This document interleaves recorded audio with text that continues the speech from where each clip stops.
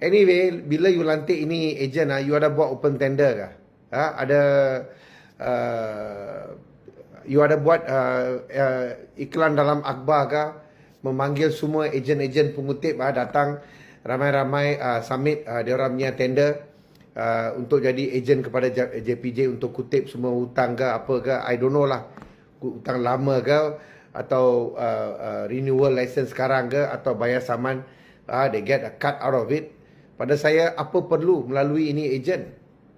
Bila you tahan, contoh tahan saya punya road tax, kalau saya ada saman laman, saya terpaksa bayar itu saman. So automatic JPJ akan dapat duit. Sekarang saya bayar itu saman, ini ejen akan dapat untung atas angin. Bodoh kah? You ingat rakyat semua bodoh kah? Tapi the most important thing, ada buat secara tender terbuka tak pelantikan ejen ni? Itu juga saya mau tanya. Semua DAP punya CEC UBS Central Executive Committee kalau lu orang semua ada marwah, lu orang tanya lu punya Setiausaha Agong sama ada dia ada buat open tender ke tidak. Macam itu Eurotrain 456 juta dia beli itu, sudah 20 lebih kali sudah rosak. Ada buat open tender kah? Macam itu Ngakomeng dia beli itu kios beli itu kios 20 berapa ribu, 25 ke 27 ribu. Ada buat open tender kah? Itu Anthony Locke juga beli itu kamera desk body cam tu berapa ribu 21 ribu itu hari, saya tak silap lah. Saya tak berapa pasti. Ada buat open tender kah?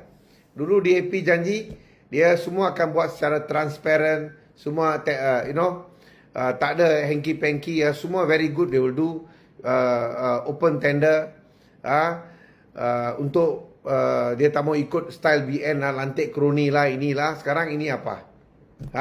Ini apa? Ada buat open tender. Anthony Locke tolong jawab. Kalau tak boleh jawab, letak jawatan. Saya minta CEC semua orang letak jawatan. Pengurusi DAP kebangsaan Gobind Singh letak jawatan. How can you allow this? Bila you buat benda-benda macam ni, ini yang buat orang marah lah, buat orang marah. And that's why orang kalah teruk dekat itu Sabah punya election. Sebelum ini cerita ni semalam Anthony Locke cakap apa? Kita mau minta developer semua kurangkan parking lot. Pasal dia mau semua orang parking kereta dekat dia punya rumah, Gobind Singh punya rumah, Ngakomeng punya rumah lah. Dia suruh semua orang pakai itu apa? Awam, kenderaan awam ke, LRT ke, MRT ke, pakai itulah dia cakap.